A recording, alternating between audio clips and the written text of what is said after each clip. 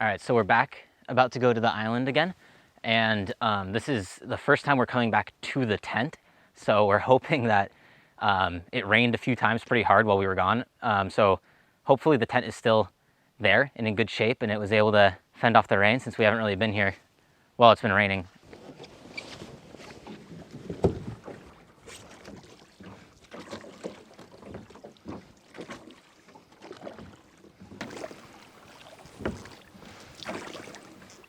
Well, you can see the tent.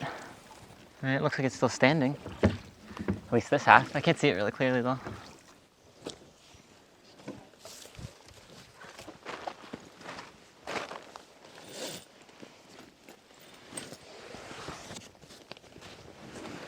All right, we made it back to the tent and everything seems to be in good shape. The tent doesn't have any pools of water or anything on it. There's a few leaves and like pine needles or something on the tent, but giving it a few little smacks, they're all falling off. So it seems like it's in good shape. We bought this little dehumidifier thing to try and help with the moisture here in the tent so nothing molds. And it seems like it got a decent amount of water. It's nowhere near full. You can't even see it through the little window how much water it's taken, but there is definitely water inside. What we've been using to power everything while we're here is this Blue Eddy 2000 watt battery. It's the AC 200 Max. Yeah, it's been doing pretty good. Yeah.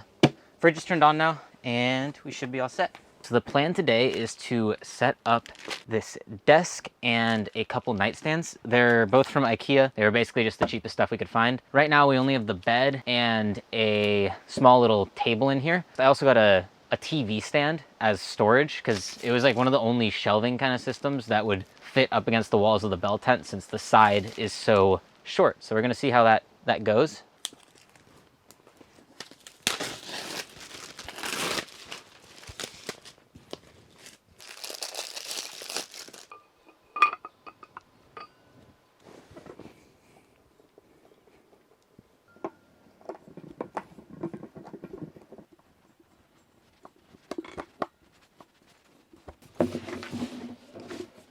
And it stands.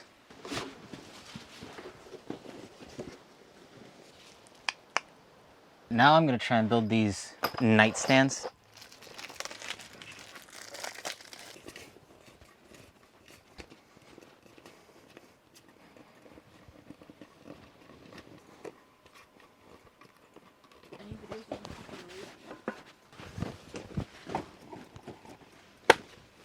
I just set up the nightstands and the desk, and now we have no more dry firewood from our last trips, so I'm gonna go try and find some dead standing trees so we can actually cook tonight. Chainsaw, still working.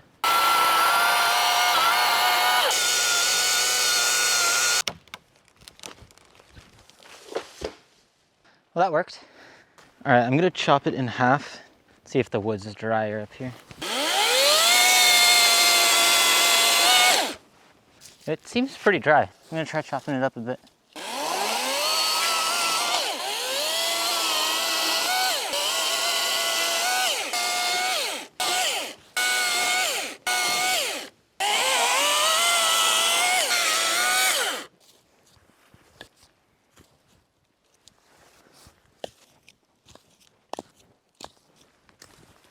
All right, this here tree looks like it's also dead. And it seems like it might be drier.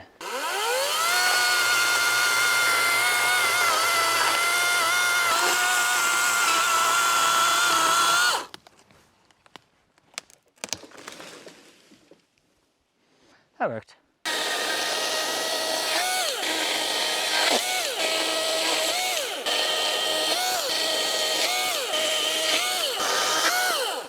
I feel like these were the biggest trees I've felled so far, even though they're dead, and they were missing like the top half of them. It went better than I was expecting. And chopping up the wood like this is so much easier than with this handsaw. I'm very grateful to have the chainsaw.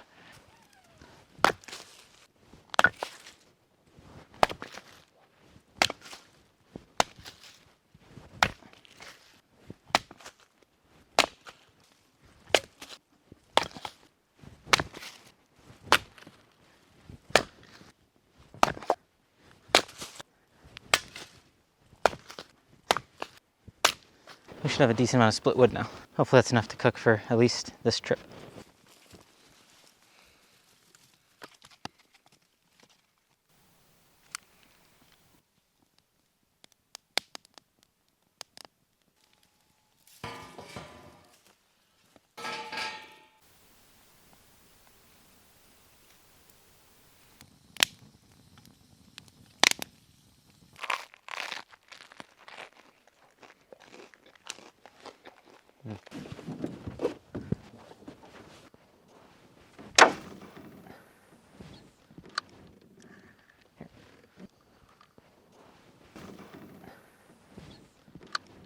It's like midnight now. We fished for 30 minutes. No fish came. I tried throwing it for a little bit around the island. Haven't had any yet.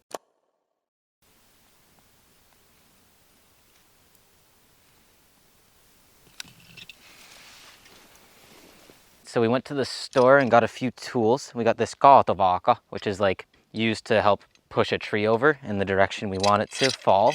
We got a kuorintarauta. After we fell all the trees, we have to get all the bark off of them so they don't rot. Lastly, we got some felling wedges. And then the last thing we got, which doesn't have anything to do with tree felling, is a little sink basin so we can try and get a sink set up at some point. We saw it at a kiertokeskus, which is like a Goodwill basically in Finland. It was 10 euros, so had to pick it up.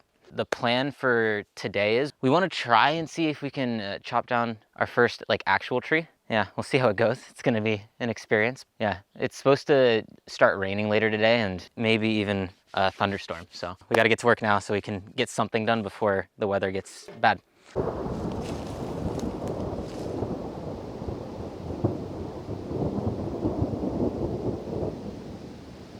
I went to go in the tent and get ready to put all the equipment on to chop down the trees, and yeah, the thunderstorm came earlier than expected, and it's really windy and it's starting to rain, and you can hear probably thunder. So we're not gonna cut the trees down right now. I don't want the tree to get blown the wrong direction or anything, especially since I haven't really done anything before. So we're probably gonna wait out the storm and hope it goes by and we can do some more work at night.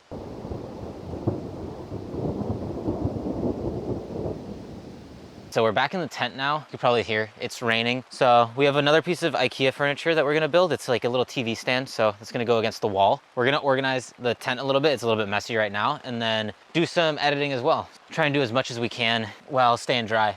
This is our first trip since we posted any videos on TikToks and Instagrams, and it has been absolutely insane. I think we woke up today to over 100,000 followers on TikTok and over 50,000 on Instagram, which is absolutely insane. Thank you guys so much for making this like actually seem possible. But yeah, I'm gonna try and build this thing.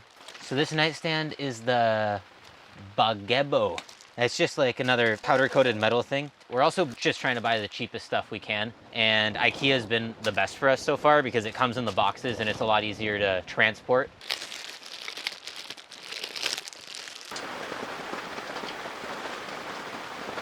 We liked it, so I ended up putting it in off.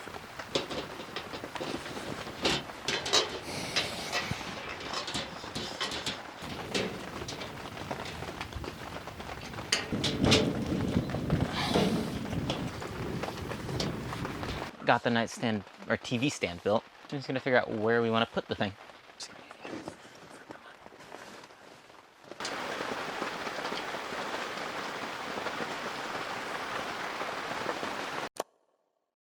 A lot of people have been asking questions, so we made a poll on Instagram and we're gonna answer some of those questions from there. What about water and power? Right now we're just bringing a battery that we charge at home, but ideally in the near future we want to set up solar. Battery is able to get up to 900 watts charging through solar, so it should be able to keep us going while we're here. And then for water, ideally we're just gonna get a water pump to pump water from the lake to the thing. We're always gonna have to bring drinking water, probably even when we have a log cabin.